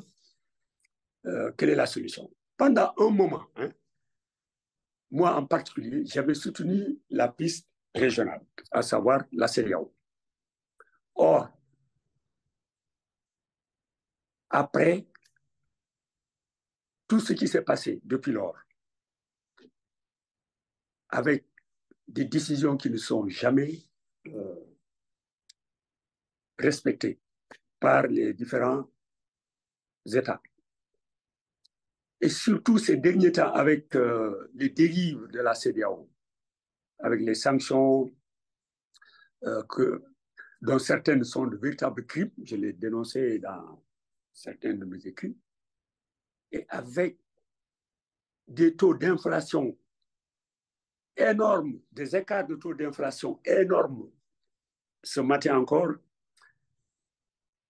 je lisais le taux d'inflation du Nigeria sur un an est de 32%. 32%. Alors, voyez-vous, or, le resserrement des taux d'inflation fait partie des critères de convergence. Ils copient les critères de convergence de Maastricht, c'est-à-dire de l'Union, de la zone euro. Et ce ne sera jamais possible. Ce ne sera jamais possible. Parce que les écarts d'inflation seront toujours énormes entre ces pays-là. Ça, c'est un fait. Le plafond d'endettement, pareil. Ils ne font pas respecter. J'ai dit tout à l'heure que le Sénégal est à 76% aujourd'hui pour son endettement extérieur par rapport au produit intérieur brut. Bref, ces 15 pays ne pourront jamais respecter les critères de convergence en même temps et peut-être même séparément. Donc, si on ne change pas les critères de convergence, si on ne change pas de perspective, la monnaie sous-régionale n'est pas pour demain, malheureusement. Or, il urge de sortir du franc CFA. Est-ce que la piste nationale, j'ai eu ce débat avec Ndongo plusieurs fois, est-ce qu'aujourd'hui la piste au niveau national est viable par rapport au contexte mondial? C'est une question ouverte. Évidemment, d'autres pays sont sortis de la zone franc. La Mauritanie à côté, le Madagascar également, qui était avec nous. Je ne parle même pas des pays d'Afrique du Nord qui sont sortis très tôt. Mais ceux qui ont cheminé avec nous pendant un moment et qui sont sortis, comme la Mauritanie et Madagascar, ne sont pas des pays qui croulent aujourd'hui dans le chaos. On a évoqué le professeur Cheikh Anta Diop en ce qui concerne le fédéralisme. Mais le franc CFA ne rentre pas dans le schéma du professeur Cheikh Anta Diop, parce que le professeur Cheikh Anta Diop, c'est d'abord quelqu'un, bien sûr, qui est profondément panafricaniste, mais le professeur Cheikh Anta Diop, c'est d'abord la souveraineté. Or, le franc CFA est contre notre souveraineté. Par conséquent, la meilleure sortie pour moi aujourd'hui, ce serait avec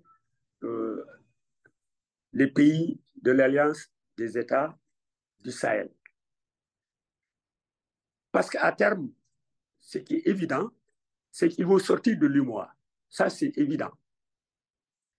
Pour la CEDEAO, ils sont déjà sortis. Ils ne sont pas concernés par les décisions de la CEDEAO, au point que quand la CEDEAO a levé les sanctions il y a quelques semaines de cela, il n'y a même pas eu de réaction là-bas.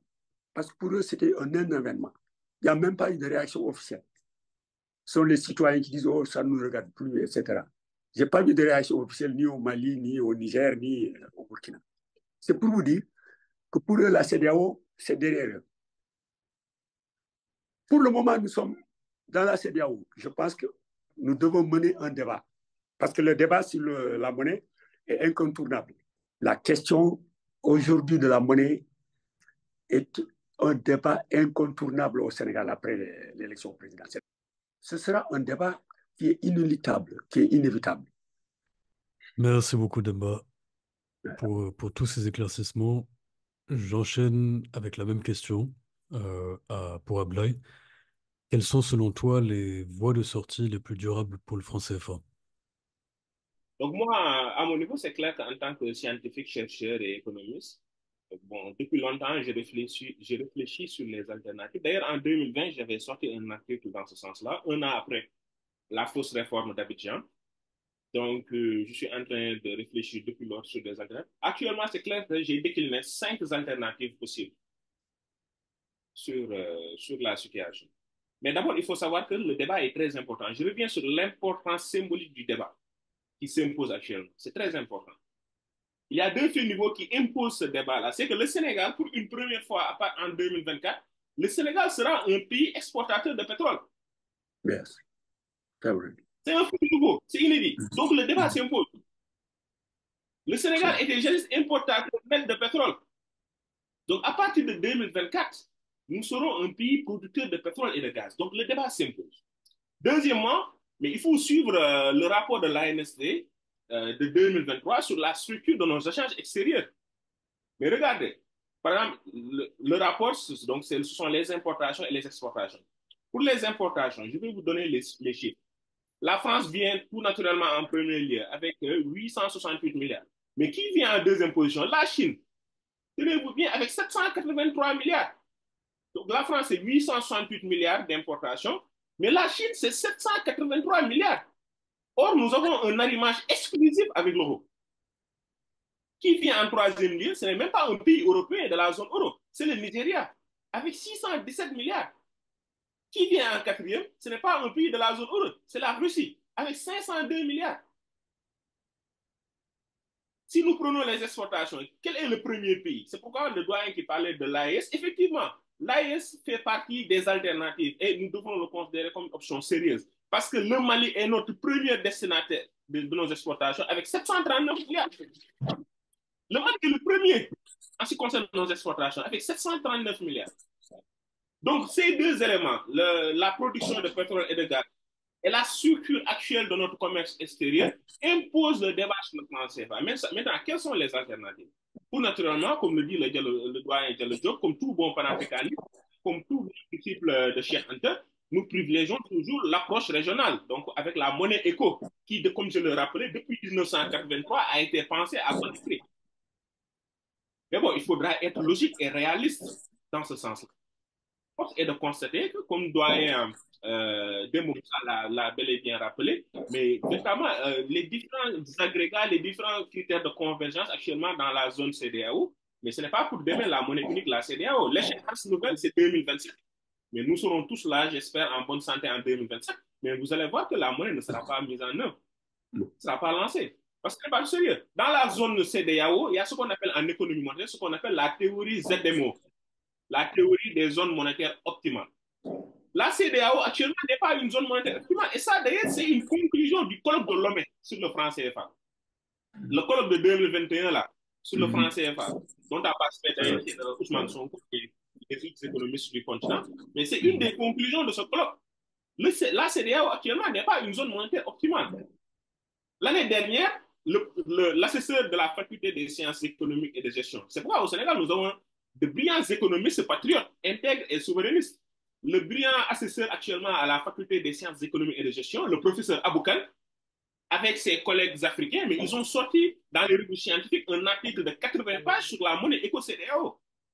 Et eux aussi, leur conclusion, après les estimations économétriques, ils montrent carrément que la CEDEAO n'est pas une zone monétaire optimale. Et quand une zone n'est pas une zone monétaire optimale, donc une monnaie unique ne sera pas profitable pour ces États.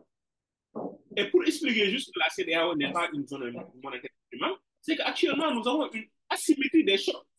Et ça, c'est une composante de la théorie ZMO. Nous avons une asymétrie des chocs dans la CEDEAO. Dans la CEDEAO, vous avez des pays qui sont des importateurs de pétrole. De l'autre côté, vous avez des pays qui sont des exportateurs de pétrole. Donc, leurs réactions par rapport aux chocs internationaux ne seront pas les mêmes. Et nous savons tous que, véritablement, la CEDEAO, c'est le Nigeria qui est le leader, qui est le garant moral de la CEDEAO, avec 70% du PIB et 60% de la population de la zone. Mais le Nigeria, nous le savons tous, c'est un géant au pied d'argile.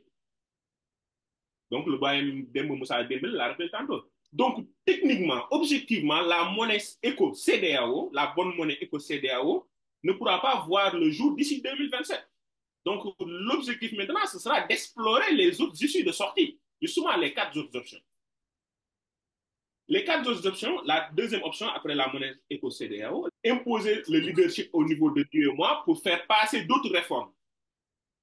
Donc, nous avons eu la réforme de 2019 qui était une réforme, mais peut-être avec un leadership politique au sein de l'UEMOA, même si moi, je ne pense pas que nous l'aurons, vu le profil politique véritablement des différents leaders de l'UEMOA, surtout avec la CEDEAO qui est le pays garant de l'UEMOA, qui est le seul pays avec la balance commerciale excédentaire. Le débat même sur la souveraineté en Côte d'Ivoire n'est pas tellement vivant. Donc, c'est clair que ce n'est pas demain le changement pour le moment en Côte d'Ivoire. Donc, cette option-là aussi n'est pas tellement viable. Donc, cette option consistait justement à imposer un leadership au niveau de l'UEMOA pour faire des réajustements, par exemple, au niveau de la parité. Toucher la parité.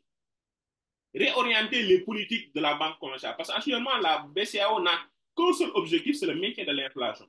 Donc, doubler cet objectif de la recherche du plein emploi et de la croissance économique. Donc ça, c'était la deuxième option, faire ces réformes véritablement au niveau de la BCAO et au niveau de la zone franc UEMOA pour pouvoir avoir des lendemains meilleurs. Maintenant, la troisième option, c'est l'option de la sortie nationale non concertée. Je précise bien, non concertée. C'est un pays véritablement qui notifie aux autres États, donc qui va prendre sa souveraineté, comme le Sénégal. Admettons que le Sénégal va prendre sa propre souveraineté monétaire sans concertation, sans solidarité. Ça aussi, c'est une option, d'accord? Mais c'est une option aussi qui oblige à des préalables. Parce qu'on ne peut pas te lire le 24 mars 2023, le 25 mars 2023 pour commencer à battre monnaie. C'est impossible, c'est techniquement impossible. Il faut d'abord assainir notre environnement des affaires. Il faut véritablement réformer nos institutions. Il faut aussi transformer structurellement notre économie avec une bonne politique d'industrialisation ciblée pour lutter contre le chômage.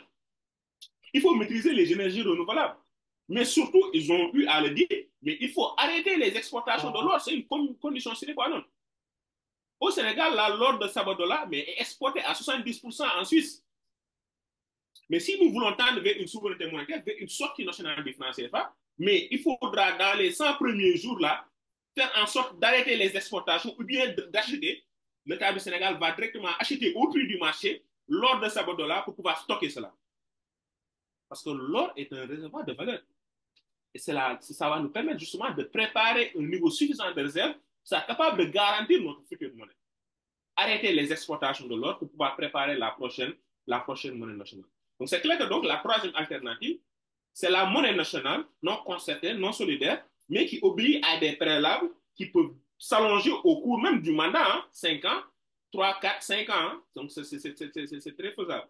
Donc, mais le plus important sera de commencer justement de poser les jalons de ces différentes réformes institutionnelles et économiques. La quatrième alternative, c'est en lien avec justement les pays de l'AES.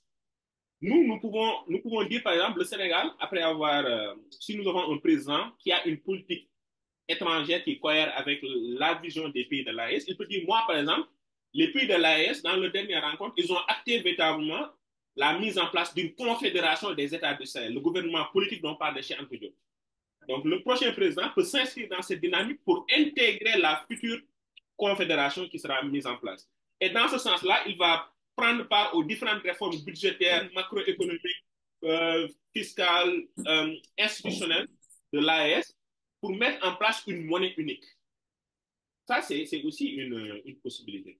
Mais moi, la dernière, pour moi, c'est ça d'ailleurs mon option, justement, la dernière alternative, moi, ce que je propose, c'est d'abord donc les réformes au niveau du Sénégal pour mettre en place la monnaie nationale, au Sénégal avec les différentes réformes institutionnelles, politiques et économiques. Mais en même temps, de créer un cadre de discussion avec les pays de l'AES pour la mise en place, au-delà de nos différentes monnaies nationales, une monnaie commune. Je m'explique. En sciences économiques et en sciences monétaires, il y a une différence entre monnaie unique et monnaie commune. Des fois, même dans les discussions, les gens font cette erreur-là. Les gens, en voulant parler d'une monnaie unique, ils parlent de monnaie commune. Or, les deux sont fondamentalement opposés. C'est un abus de langage, c'est aussi le prisme de l'Académie française. Donc, on dit que les 8 pays de l'UEMOA ont le français, c'est une monnaie commune. Non, le français d'ailleurs n'est pas une monnaie commune. Donc, je m'explique. L'option serait que les pays de l'AES continuent leurs réformes pour mettre en place leur propre monnaie. Le Sénégal entame ces réformes pour mettre en place sa propre monnaie. Et ensuite, En même temps, nous allons mettre en place un cadre de concertation pour définir les contours de notre monnaie commune. Parce que la monnaie commune, c'est que, par exemple, le Sénégal et le Mali, chaque pays a sa propre monnaie nationale, avec sa propre banque centrale, avec sa propre politique monétaire intérieure. Mais à l'exportation et à l'importation, ces pays seront solidaires avec un même taux de change, par exemple.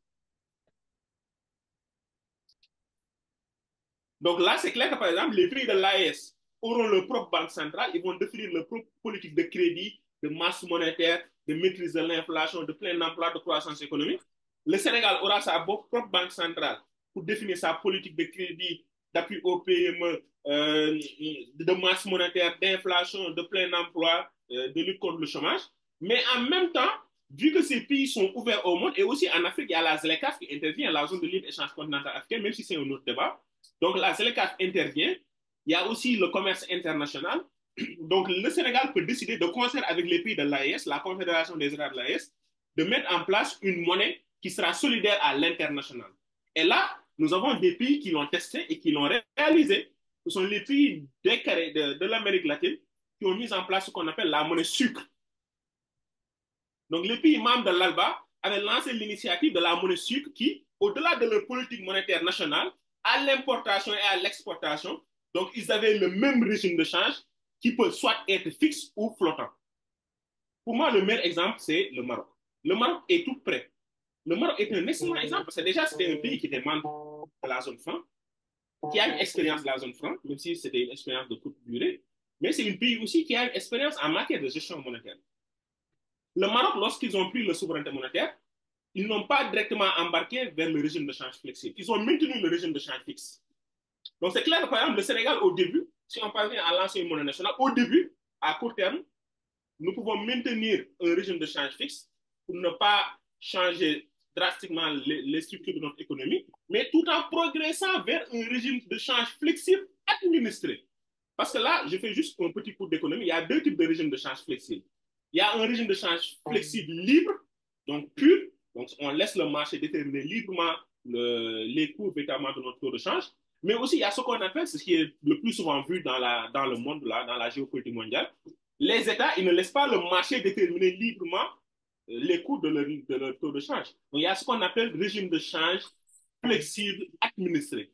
Et le Maroc, c'est à partir de 2018 qu'ils ont commencé le régime de change flexible administré. En 2020, ils ont reconduit cette politique-là. Ils l'ont ouvert au dollar et à l'euro. Parce qu'ils considèrent que véritablement le commerce international est orienté vers ces deux devises internationales-là, donc le dollar et l'euro. Donc, ils ont ouvert à travers deux fourchettes de pourcentage pour pouvoir encadrer la fluctuation de leur régime de change. Donc, ça, véritablement, Florian, je pense que ce sont les 5 alternatives qui se posent devant nous. Et maintenant, suivant la détermination aussi, parce que je le dis, je le répète, au Sénégal, l'Assemblée nationale doit ratifier l'accord de 2019. Est-ce que le nouveau président va jouer pour pouvoir véritablement faire ratifier l'accord de 2019, tout en sachant que la Côte d'Ivoire et le Togo l'ont déjà fait, ou bien le président va reculer pour entamer définitivement les chantiers de notre souveraineté? On donne notre langue au chat. Merci Abdoulaye pour cette réponse très complète. Il y a la question du franc CFA dont on vient de débattre depuis un certain temps, mais la question du franc CFA pose celle de l'impérialisme et du tissu économique de manière plus globale. L'impérialisme se déploie sous des formes différentes. Au Sénégal, dans ces formes économiques, se déploie notamment par les accords de partenariat économique, les APE, ou encore l'emprise des entreprises étrangères, notamment dans la grande distribution, dans les télécommunications ou encore dans les infrastructures. Vous avez chacun parlé de l'extraversion de l'économie sénégalaise. Selon vous, en prenant compte de la sortie du franc CFA, comment consolider un modèle économique qui serait pleinement souverain? Là, tu poses une colle à un non-économiste. Mais nous avons un vieux principe doctrinal hérité de notre antique période maoïste qui disait toujours mettre la politique au poste de commandement. Quand on ne sait plus où aller, ou on sait où on veut aller, mais on ne sait comment y aller, il faut tirer les leçons de notre expérience propre, mais bénéficier aussi de l'expérience d'autres peuples du monde qui nous ont précédés dans la voie de recherche de la liberté. Et donc, pour essayer de répondre à ta question, déjà, ce que Demba et Pape Abdoulaye viennent de dire cadre le débat sur comment accéder à une souveraineté monétaire véritable, qui est la condition, une des conditions sine qua non de la reconquête de notre souveraineté économique.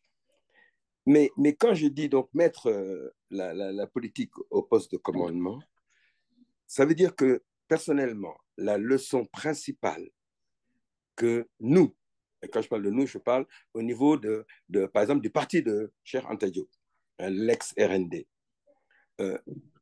Nous considérons que toutes les misères du continent africain, aussi bien dans la période génocidaire et esclavagiste qu'aujourd'hui dans la période néocoloniale, résultent de la fragmentation de notre continent, de son atomisation sur des bases ethniques, sur des bases raciales, sur des bases micronationales, sur des bases même culturelles parfois.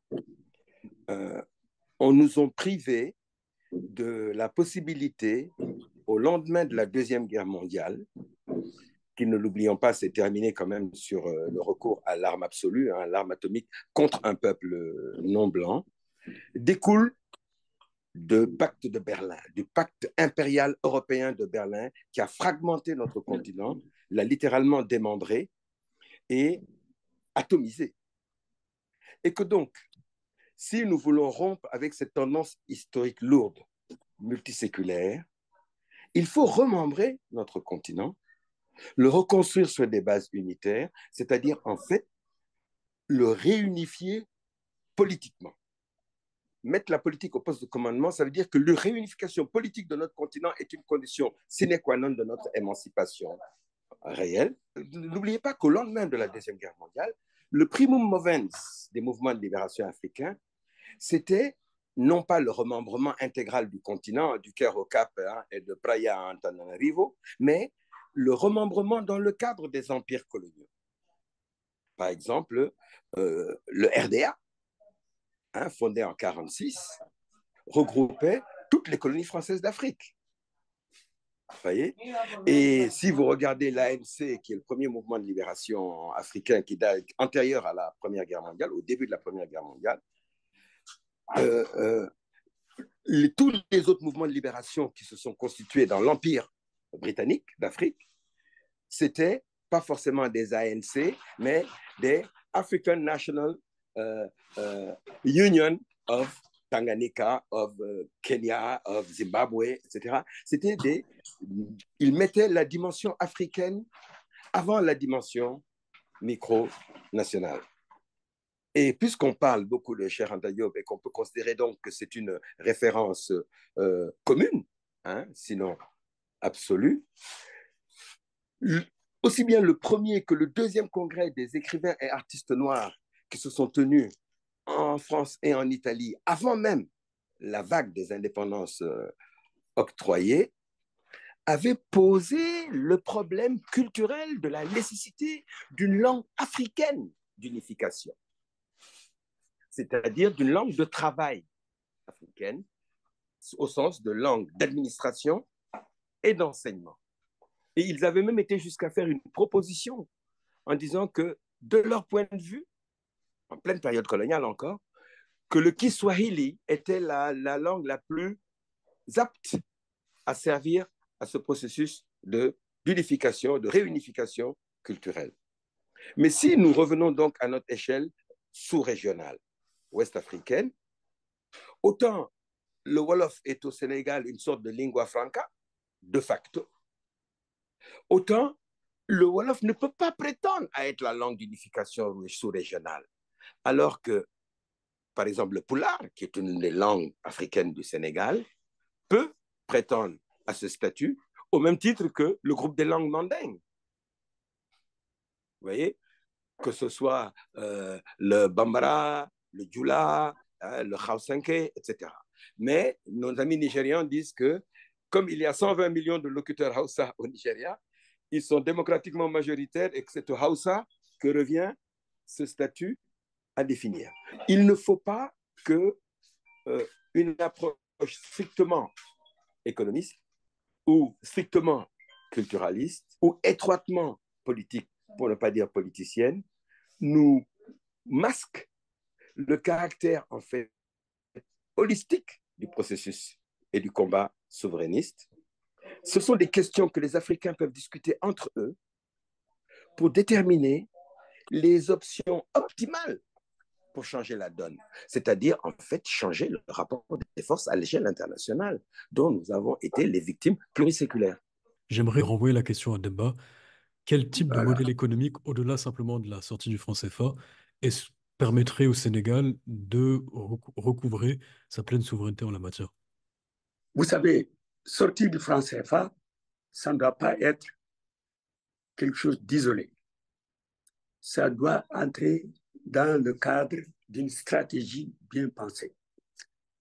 Et c'est pourquoi sortir du franc CFA, pour que ce soit une option viable, doit s'accompagner nécessairement d'un changement de paradigme.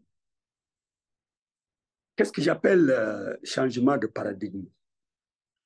C'est d'abord la nécessité de ne plus seulement brader nos ressources, nos matières premières à l'extérieur, parce que jusqu'à présent, la plupart de nos exportations sont composées de matières premières.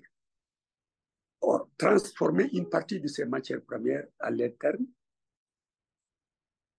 dans le cadre sous-régional, puisque nous avons, que ce soit avec l'AES ou la CEDEAO, nous avons un marché sous-régional qui est capable de porter une industrialisation viable. L'industrialisation est une option incontournable.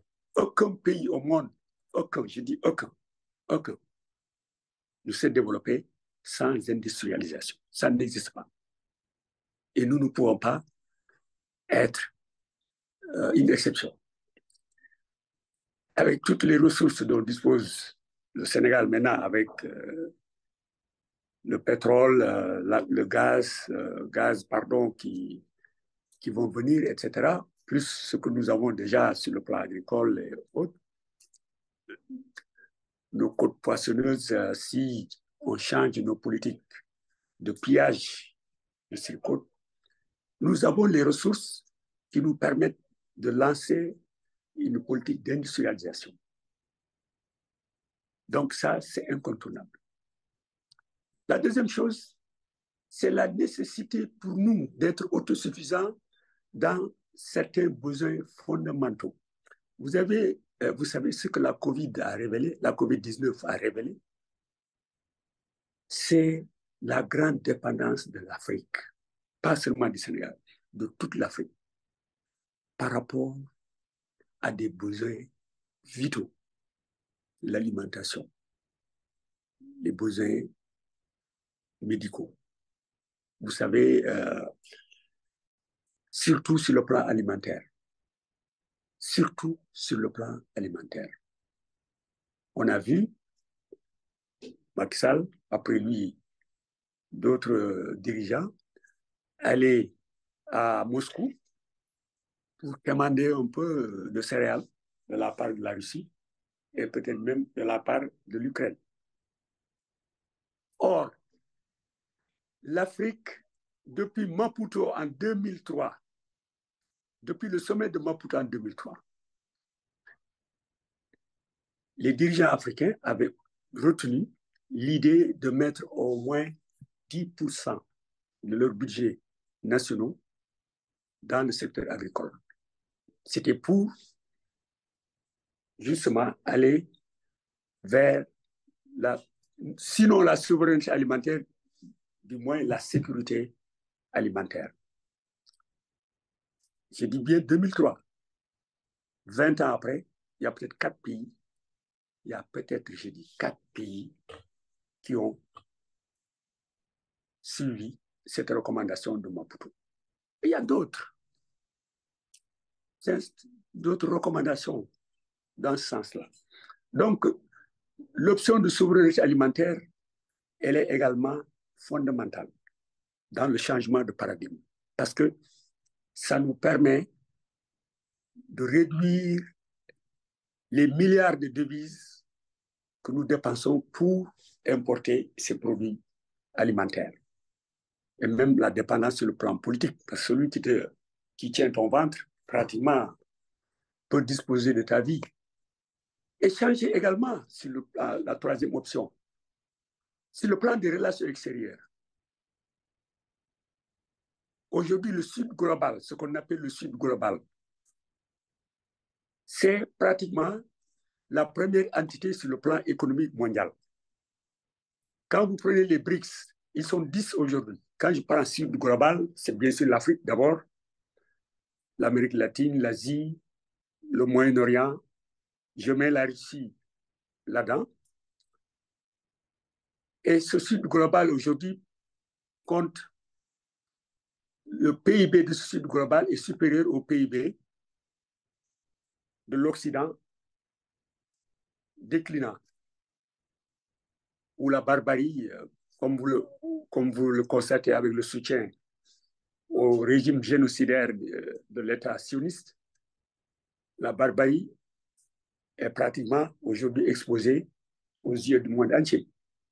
Donc, le Sud global doit être aujourd'hui l'option de l'Afrique et du Sénégal en termes de relations économiques.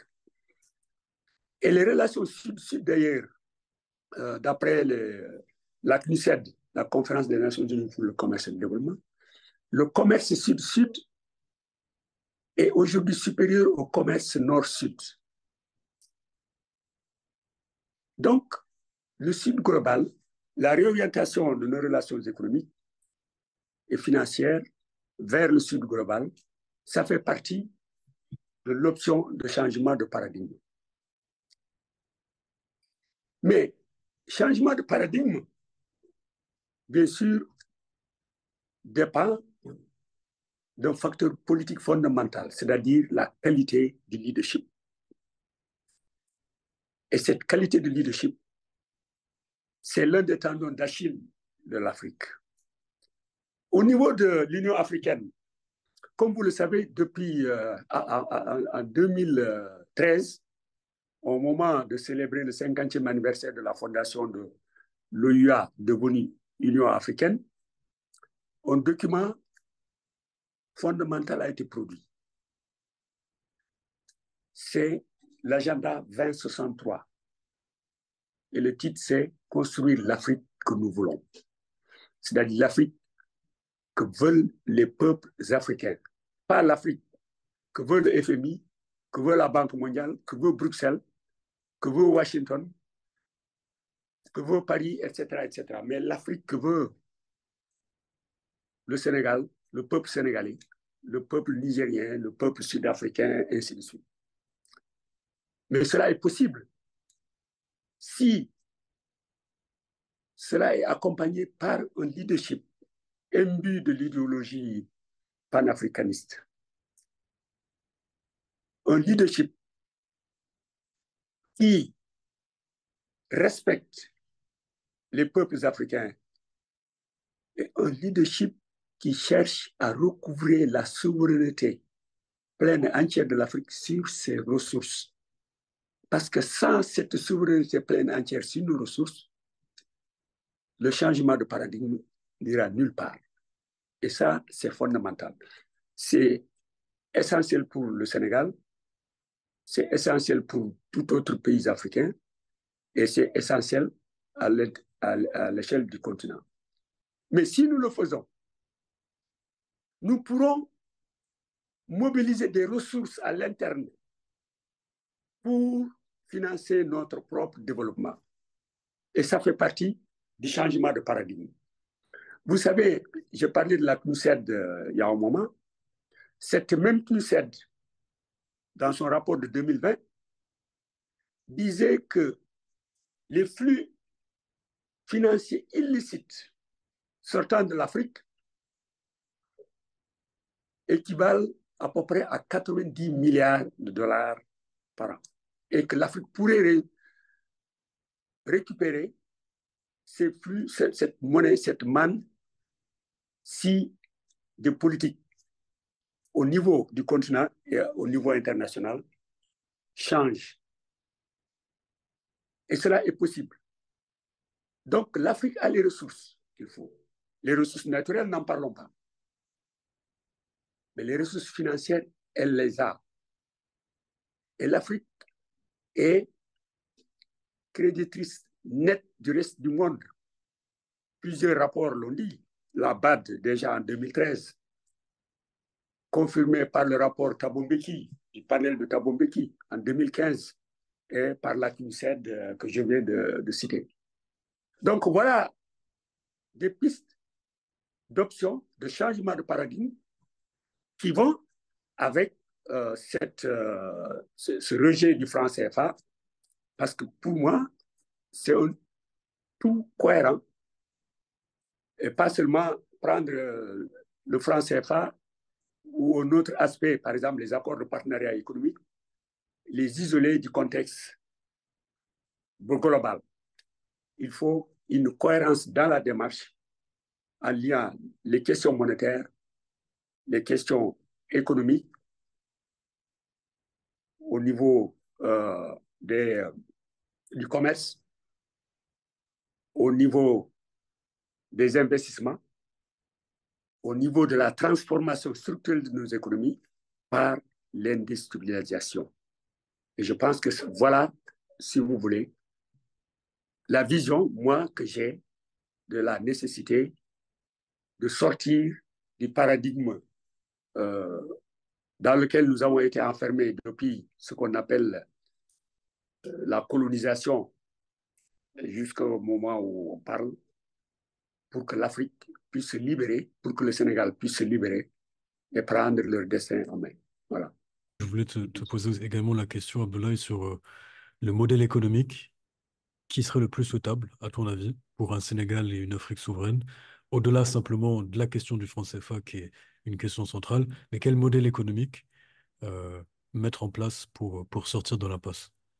Je pense que le doyen a tout résumé, hein. Donc, la solution, c'est le changement de paradigme. C'est ça la solution.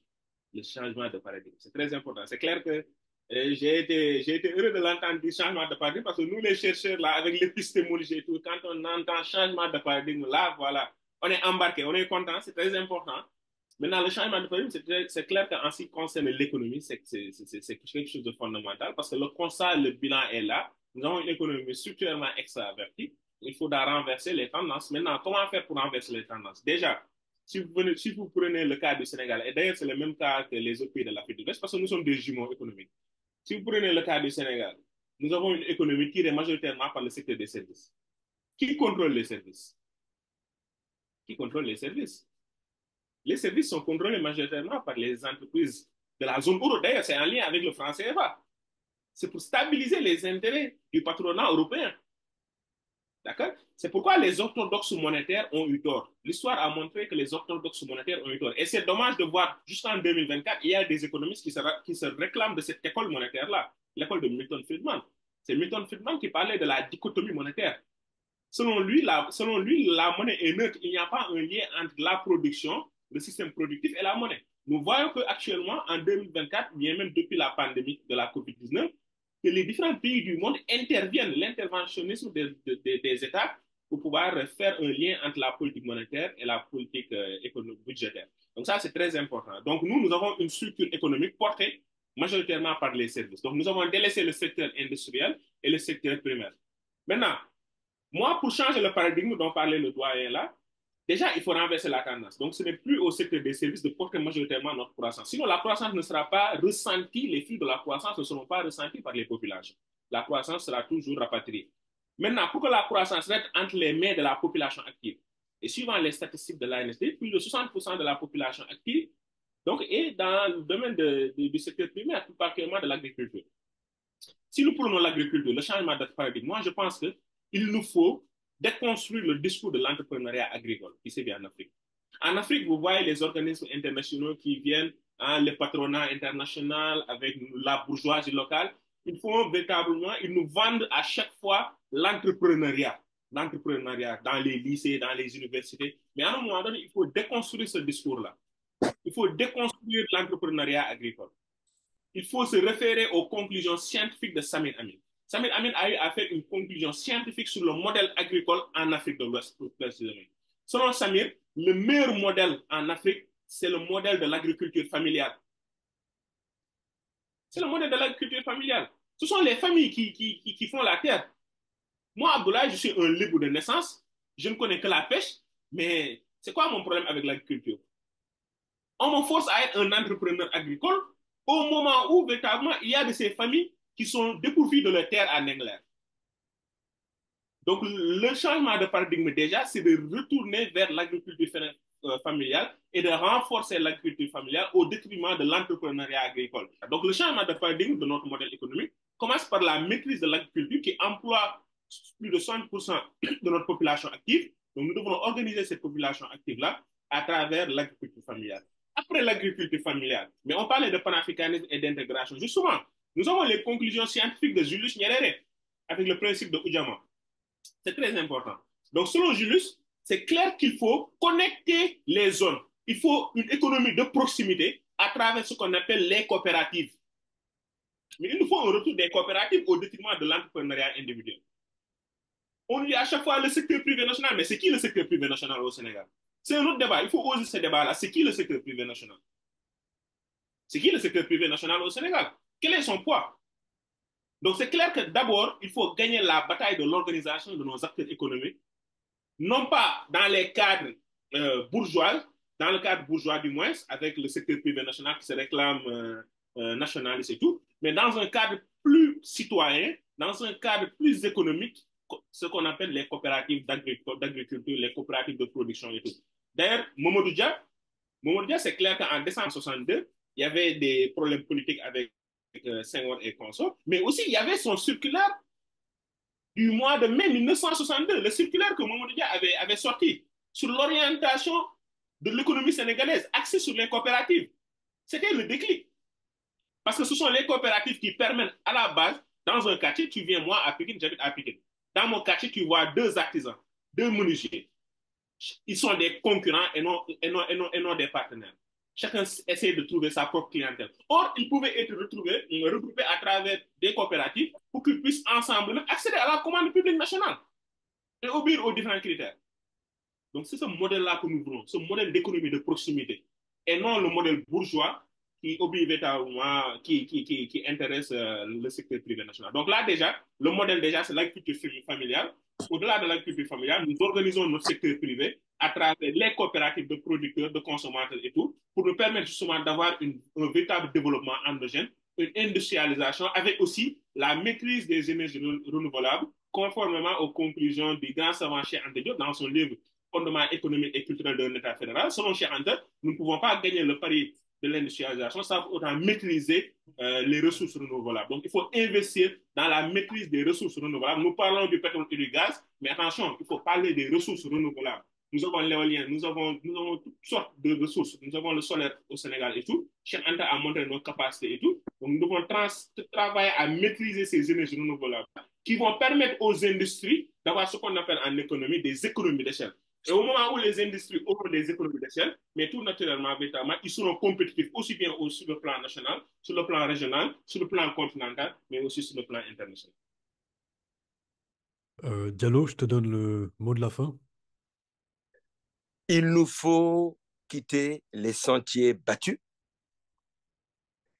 et pour la libération d'abord et ensuite la reconstruction souveraine, indépendante, originale de notre société africaine conçue comme une totalité organique, nous avons toutes les ressources requises pour mener à bien ce projet qui ne serait pas salutaire seulement pour les Africains du continent et de la diaspora qui sont jusqu'à ce jour traités comme la lie de l'humanité partout dans le monde et par toutes les autres races du monde, mais montrer un type de civilisation authentiquement humaine qui correspond à notre modèle de société antique. Haïko Herma dirait pré-dynastique, avant même le coup d'État de Narmer qui a créé les dynasties pharaoniques, qui était une société égalitaire, une société fonctionnant non pas sur la base de l'élection, mais sur la base du consensus, une société pacifique, non violente, coopérative, une société féministe, si on dirait aujourd'hui, mais simplement d'égalité des sexes, d'égalité des ethnies et des races, d'égalité des religions quand il a fallu inventer des religions pour organiser les sociétés humaines, égalité absolue entre tous les êtres humains, afin que, enfin, la race ne soit plus qu'un épiphénomène dans les relations humaines, au lieu d'avoir cette hiérarchisation raciale des groupes humains que l'Occident. C'est Césaire qui disait, le plus court chemin vers l'avenir passe toujours par l'approfondissement du passé. Retournons à nos sociétés, je ne dirais pas précoloniales, mais pré-dynastiques, pré-impériales, où nous étions des communautés homogènes avec des assemblées d'hommes et des assemblées de femmes, et qu'au terme des délibérations de ces deux groupes qui constituent la base de l'humanité et qui sont égaux par nature, parce que complémentaires, les décisions issues du Conseil des hommes, le porte-parole chargé de rendre public la conclusion des délibérations changeait à chaque session du Conseil, et pareil du côté des femmes. Et pour revenir à Cheikh Anta, une anecdote, Cheikh raconte que dans une de nos sociétés ouest-africaines, je ne sais plus si c'était le Bénin ou l'actuel Togo, mais ça c'est des divisions coloniales, euh, il y a eu une agression étrangère, donc dans les temps modernes, européenne, et le Conseil des hommes avait décidé que le rapport de force militaire était trop inégal et que donc il fallait négocier la capitulation sans combat pour éviter des pertes en vie humaine, et que c'est le Conseil des femmes qui a expliqué que la liberté n'avait pas de prix et qu'il fallait opposer la résistance armée à l'agression armée. Et c'est le point de vue des femmes qui a prévalu sur celui des hommes. Quand vous étudiez notre histoire, vous avez les femmes de Nder, par exemple, au Sénégal, qui est bien connue, qui, devant l'invasion des morts patriarcaux, islamiques, esclavagistes, plutôt que de se soumettre et être transformées en esclaves et en concubines, ont préféré s'autodaffer, c'est-à-dire se réunir toutes les femmes, puisque les hommes étaient partis, dans une case à laquelle elles ont mis le feu, en ne laissant que 2 survivantes parmi elles pour aller porter l'information du sacrifice des femmes de Nder. Et c'est comme ça que ça nous a été rapporté ça a été rapporté à la postérité. Merci Diallo, merci infiniment. Merci à toi d'avoir répondu à l'invitation. Merci Abdoulaye pour les échanges et on remercie également Daba Moussa Dembélé. Merci à vous trois, merci au Frappe pour l'hébergement de cette discussion Et merci à toi Florian. Ouais, on est ensemble. Surtout à toi. Merci en tout cas, merci tout le monde.